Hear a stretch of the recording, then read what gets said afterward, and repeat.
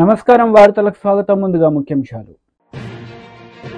YCP leader Ambati Rambabu press meet, పలు అంశాలపై వివరణ. బీజేపీ రాష్ట్ర అధ్యక్షుడు కిషన్ రెడ్డి మీడియా సమావేశం, సీఎం రేవంత్ రెడ్డిపై ఫైర్.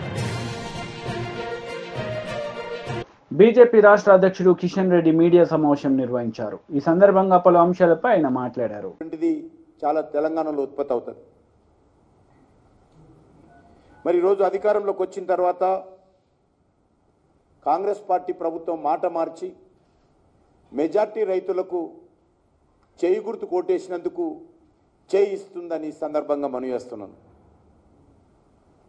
రాష్ట్రంలో సన్నవరి వేసేది చాలా తక్కువ మంది రైతులు. ఈ యొక్క వానాకాలంలో 70% పైగా దొడ్డు రకమే ఒరే ఈరోజు సాగు చేస్తారు. యాసంగిలో మాత్రము 90% దొడ్డు రకం ధాన్యమే రైతులు వేస్తారు. మరి అటువంటిది ఈరోజు మేము వాళ్ళకి ఇవ్వము, మేము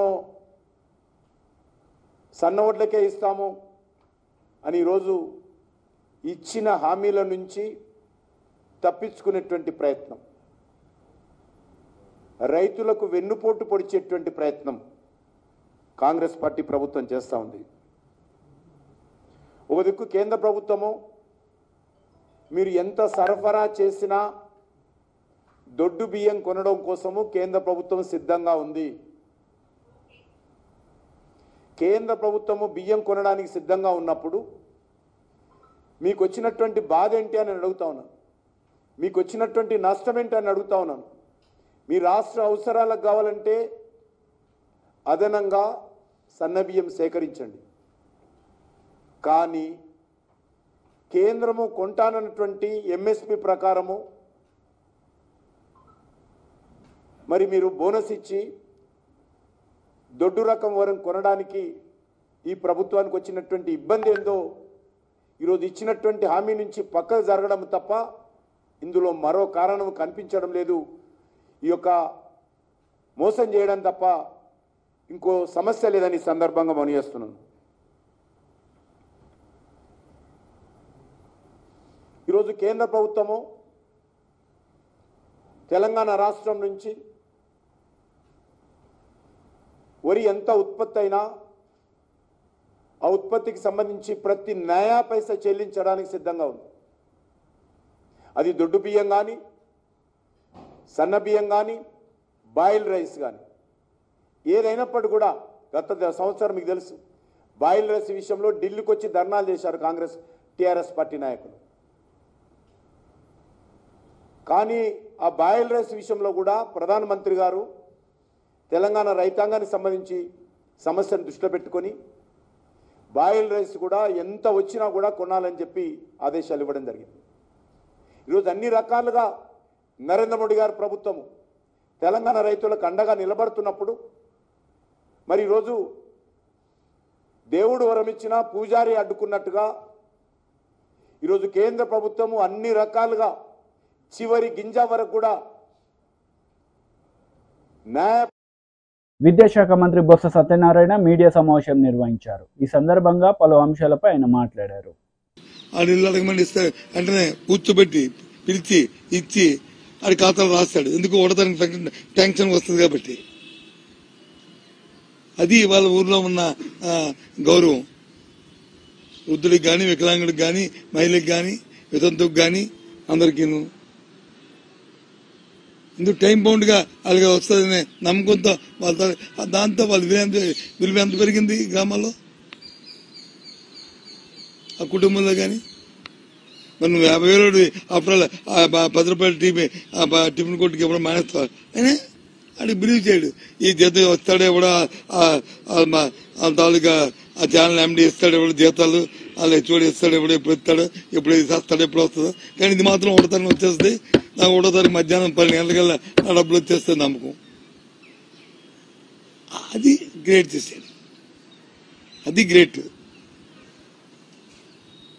ఇంతేకాకుండా ఇవాళ ఇండియాలో దేశంలో ఏదైనా ఒక విషయాన్ని క్షేత్రస్థాయికి తీసుకెళ్ళిన ఆంధ్రప్రదేశ్లో వెళ్తున్నంత డెలివరీ సిస్టమ్ ఇండియా లెక్క లేదు. మన సచివాలయం వాలంటరీ వ్యవస్థ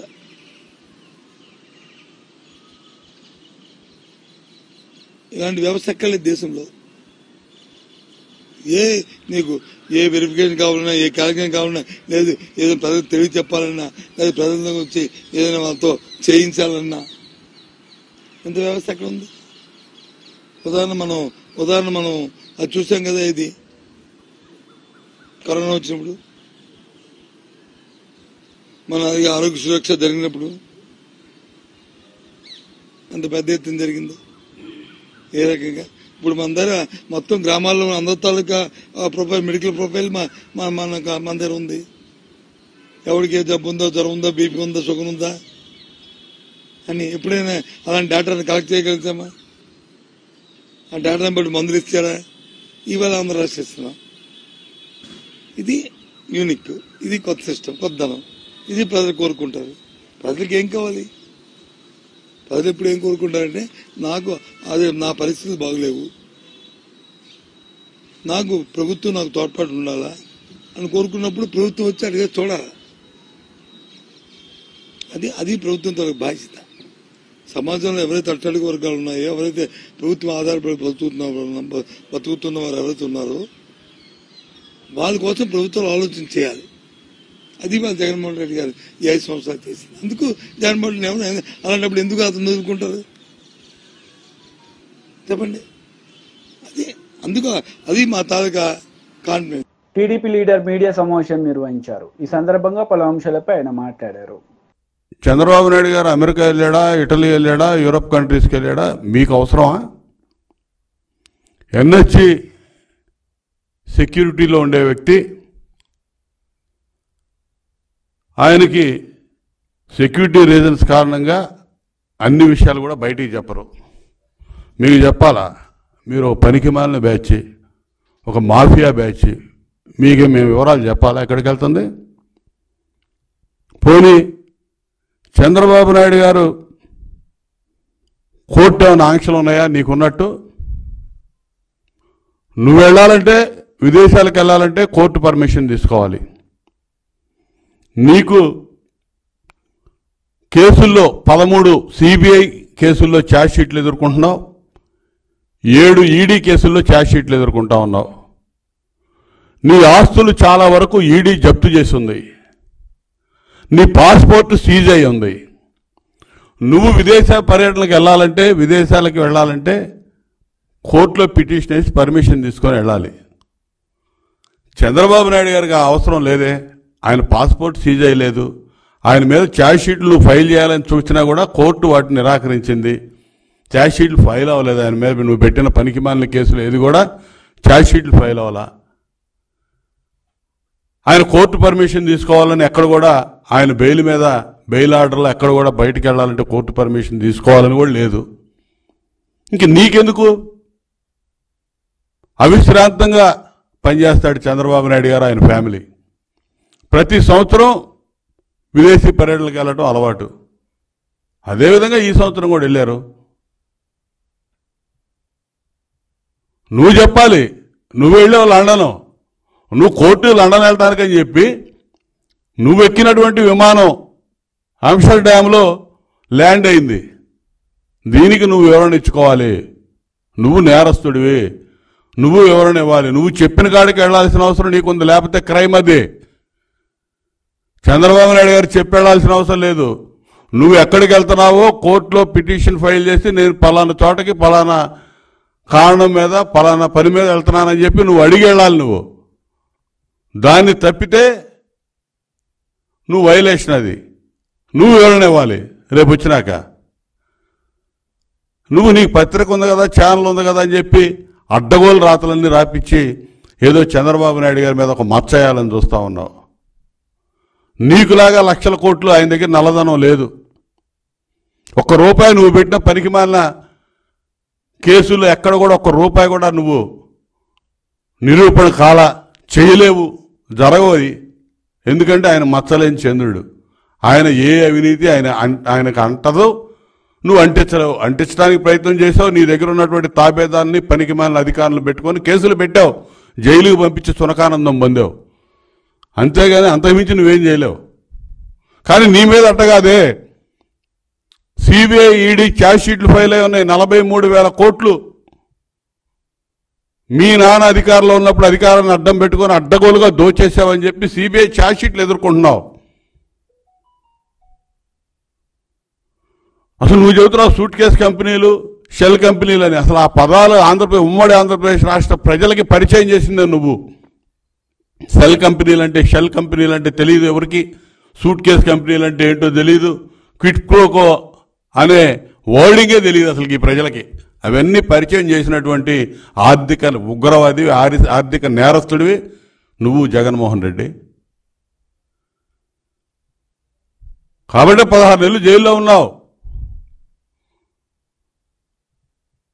నువ్వు ఈరోజు నువ్వెందుకు పారిపోయావు నువ్వు చెప్పాలి. అసలు లండన్ నువ్వెందుకు వెళ్ళావు? గతంలో లండన్ వెళ్ళేటప్పుడు నీ పిల్లలు అక్కడ ఉన్నారు చూడటానికి వెళ్తున్నానని చెప్పేవాడి. ఇవాళ నీ పిల్లలు ఎక్కడికి వచ్చి ఉన్నారు, వాళ్ళని తీసుకొని మళ్ళీ లండన్ వెళ్ళావు. వస్తావా తిరిగి? నువ్వు చెప్పాలి ఏ సంగతి. ఇక్కడ ఎన్నికలైన కాడ నుంచి ఎవడు మాట్లాడలేదు తెలుగుదేశం వాళ్ళు అని చెప్తున్నావు. పోలింగ్ తర్వాత సైలెంట్ అయ్యారని. సిగ్గుండాలి ఆ మాట అంటానికి. పోలింగ్ తర్వాత తేలుగుట్టిన దొంగల్లాగా వ్యవహరిస్తుంది మీరు.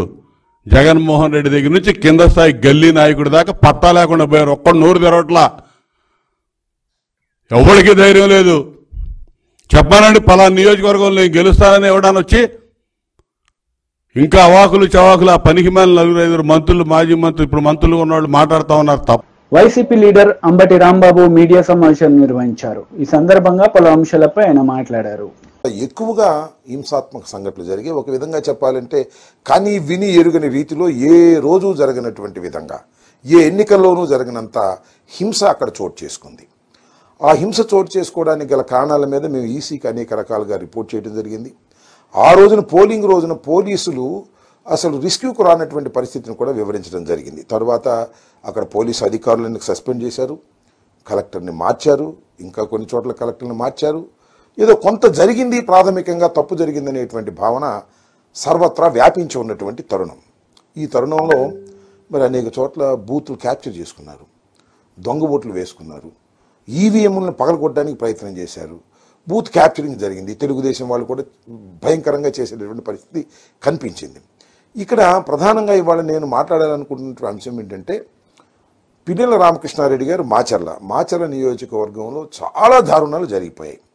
కొన్ని చోట్లయితే అసలు పోలింగ్ స్టేషన్లోకి వైఎస్ఆర్ కాంగ్రెస్ పార్టీ ఓటర్లు వెళుతుంటే వారిని వెళ్ళకోకుండా అడ్డుకొని కొట్టి తన్ని గాయపరిచి బయటికి పంపించినటువంటి సంఘటన చూశాం. దాని మీద అనేక సందర్భాల్లో ఆ రోజున చివరికి పిన్నెల రామకృష్ణారెడ్డి గారు కూడా ఆయన రిపోర్ట్ చేయడం జరిగింది, ఫోన్లు చేయడం జరిగింది.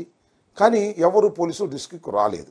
అయితే ఇవాళ నాకు చిత్రంగా అనిపించింది అంటే, ఇవాళ ఒక వీడియో రిలీజ్ అయింది. ఇది రామకృష్ణారెడ్డి గారు ఒక పోలింగ్ బూత్లో, ఏ పోలింగ్ బూత్ అయితే ఇప్పుడు నేను చెప్తున్నాను ఆ పోలింగ్ బూత్లో ఆ ఈవీఎంను పగలగొడుతున్నట్టుగా ఒక వీడియో రిలీజ్ అయింది. ఇది ఎక్కడి నుంచి రిలీజ్ అయిందో మరి అర్థం కావడంలా. ఇది election commission has to release. యాక్చువల్గా ఇది లోకేష్ గారు ట్విట్టర్లో పెట్టారంట. ఎట్లా చేరింది లోకేష్ గారు ట్విట్టర్కి? Is it false or right? అది ఫేక్గా? అది కంక్లూజన్ ఎవిడెన్సా కాదా? ఆలోచించాలి కదా. ఇది డైరెక్ట్గా తెలుగుదేశం అధినేత కొడుకు అయినటువంటి లోకేష్ ట్విట్టర్లోకి ఎట్లా వెళ్ళింది? కలెక్టర్న రిలీజ్ చేయాలి, ఎలక్షన్ కమిషన్కి సంబంధించిన వారిని రిలీజ్ చేయాలి, ఆర్ఓన్న రిలీజ్ చేయాలి. రిలీజ్ చేయకోకుండా వారికి ఎలా చేరింది అంటే ఇక్కడ ఏదో కుమ్మక్కు జరుగుతూ ఉన్నది అనేటువంటి భావన చాలా స్పష్టంగా అర్థమవుతా ఉన్నది. అంటే అధికారులు, ఎన్నికల కమిషన్ ఉన్న అధికారులు, తెలుగుదేశం పార్టీ వారు కలిసి కుట్ర చేస్తున్నారేమోననేటువంటి అనుమానం కలగటం సహజమైనటువంటి అంశం.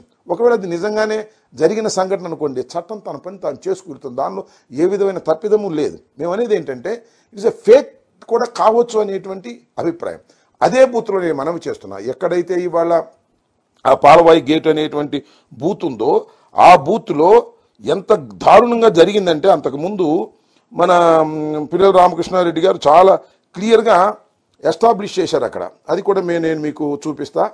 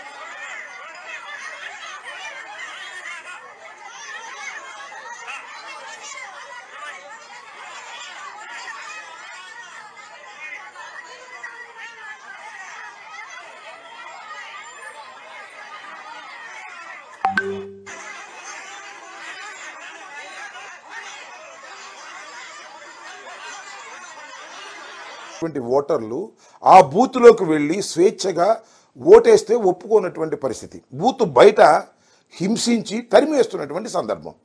దీని మీద పిన్నెల రామకృష్ణారెడ్డి గారు రిపోర్ట్ చేశారు. But nobody is caring that. ఎవరు పట్టించుకున్నటువంటి పరిస్థితి. ఏంటి, వాట్ ఇస్ దిస్? ఏం జరుగుతుంది అక్కడ? ఏం జరిగింది అక్కడ?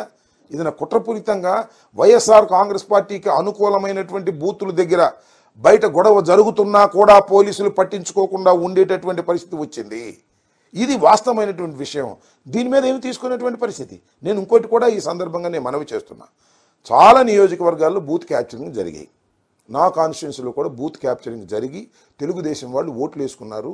ఆ వెబ్ క్యామ్లు ఓపెన్ చేయండి అంటే ఓపెన్ చేసినటువంటి సందర్భం లేదు. దాని మీద యాక్షన్ తీసుకున్నటువంటి సందర్భం లేదు. ప్రధానంగా నేను ఇవాళ అడుగుతున్నటువంటి ప్రధానమైన ప్రశ్న ఏమిటి అంటే, పిన్నెల రామకృష్ణారెడ్డి గారు దాన్ని పగలగొట్టాడని చెప్పబడుతున్నటువంటి video fake వీడియోనా, correct వీడియోనా? Number 1. Number 2, correct video అయితే ఎలా ఎన్నికల కమిషన్ దగ్గరకు రిలీజ్ కాకోకుండా ఎందుకు లోకేష్ దగ్గర రిలీజ్ అయింది, ట్విట్టర్లో ఎందుకు పెట్టాడు, దాని మీద ఎన్నికల కమిషన్ యాక్షన్ తీసుకోవడానికి ప్రయత్నం చేయటం ఏమిటి అనే విషయాలను దయచేసి ఆలోచన చేయవలసినటువంటి అవసరం ఉందని ఈ సందర్భంగా నేను చెప్పదలు. మాజీ మంత్రి కేటీఆర్ మీడియా సమావేశం నిర్వహించారు. ఈ సందర్భంగా పలు అంశాలపై ఆయన మాట్లాడారు.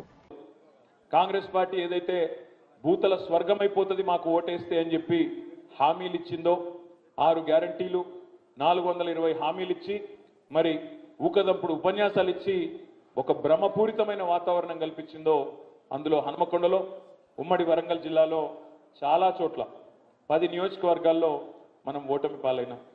సరే, రాజకీయాల్లో అధికారం ఎవరికి శాశ్వతం కాదు. పర్మనెంట్గా సీట్లో ఎవరు కూర్చోరు. అప్పుడప్పుడు మార్పు కూడా మంచిదే. కానీ ఇప్పుడు ఏ రకమైన మార్పు వచ్చింది తెలంగాణలో అనేది విద్యావంతులైన మీరు, విఘ్నులైన మీరు, విచక్షణతో ఆలోచించే మీరు దయచేసి ఆలోచించాలని చెప్పి నేను కోరుతా ఉన్నాను. ఎందుకంటే ఏ సమాజానికైనా విద్యావంతులు, చదువుకున్న వాళ్ళు మీరే టార్చ్ బేరర్స్. ఎందుకంటే సమాజానికి సరైన దిశలో నడిపించుకొని తీసుకుపోయేది మీరే. ఎందుకంటే సామాజిక స్పృహ, అవగాహన, సమాజంలో ఏం జరుగుతుంది అనే ఒక చైతన్యంతో కూడిన ఆలోచన ఇవన్నీ ఉన్న వాళ్ళే విద్యావంతులు. అందుకే నేను మిమ్మల్ని అడుగుతా ఉన్నా. ఇందాక రైతు బిడ్డలు ఎంతమంది అంటే దాదాపు ఈ హాల్లో 70-75% మంది చేతులు లావట్టింది. నేను అడుగుతా ఉన్నా, రైతు బిడ్డలైన మా గ్రాడ్యుయేట్లను ఏం చెప్పినారు?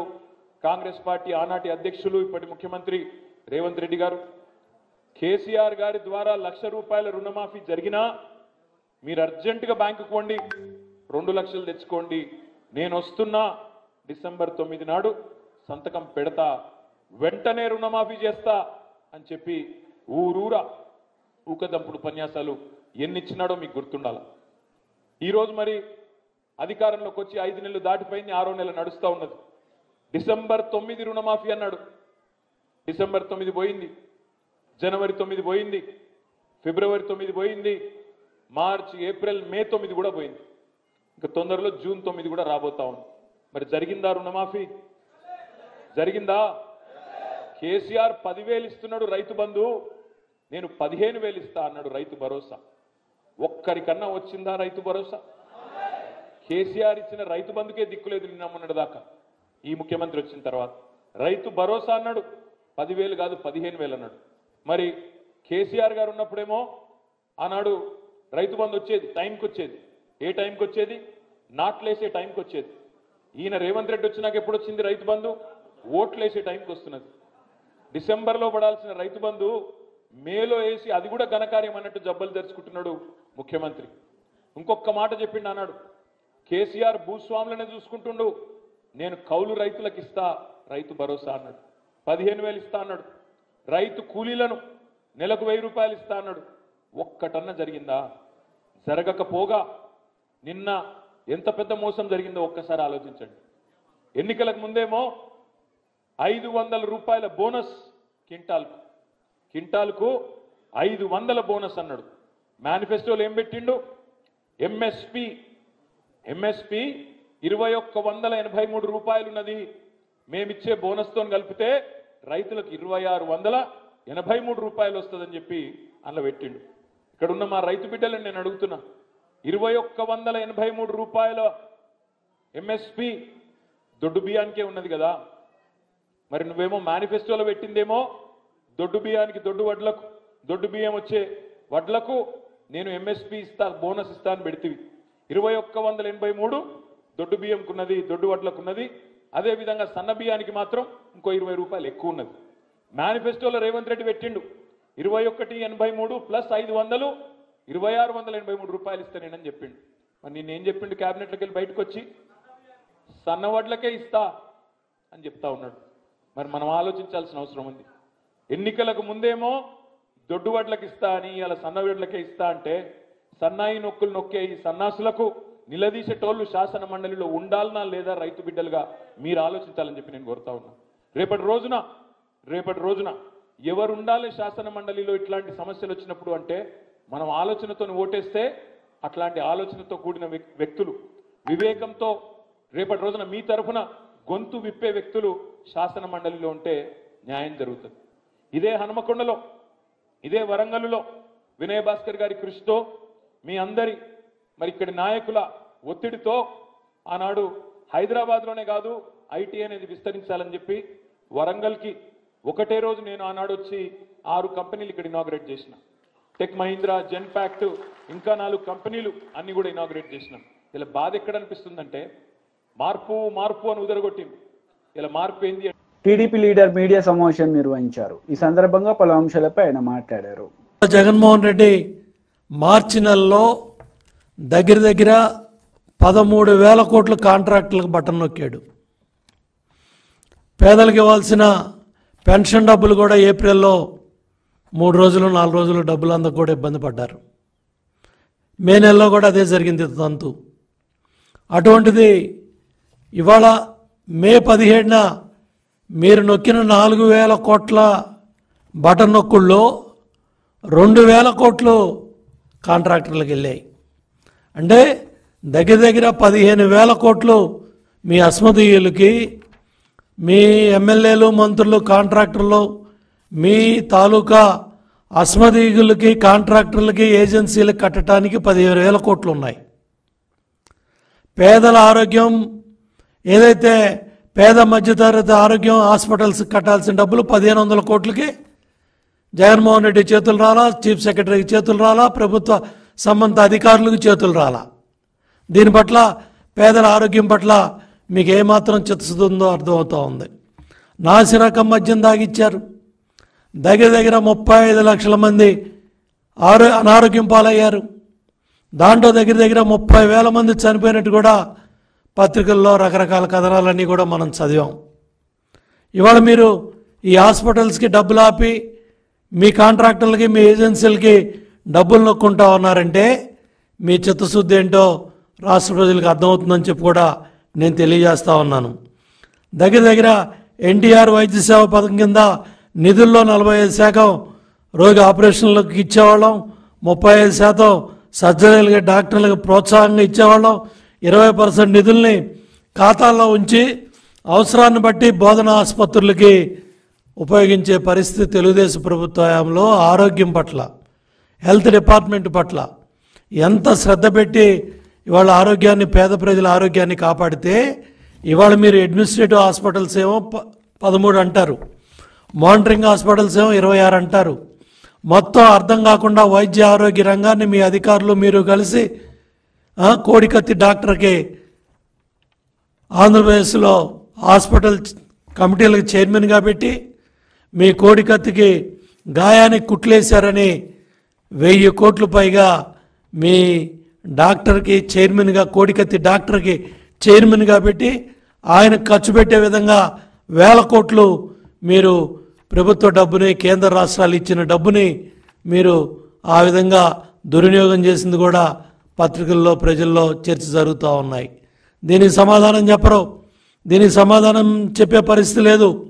ఇవాళ దగ్గర ఏదైతే మీ అస్మదీయులకి మీ కోడికత్తి డాక్టర్ రికమెండ్ చేసిన నెట్వర్క్ హాస్పిటల్స్, అది హైదరాబాద్ అవ్వచ్చు, బెంగళూరు అవ్వచ్చు, మెడ్రాస్ అవ్వచ్చు, మీకు నచ్చిన హాస్పిటల్స్లో ముఖ్యమంత్రి కార్యాలయం బిల్లులు క్లియర్ చేస్తే వాటిల్లో కూడా పర్సంటేజీలు, వాటిల్లో కూడా దోపిడీ.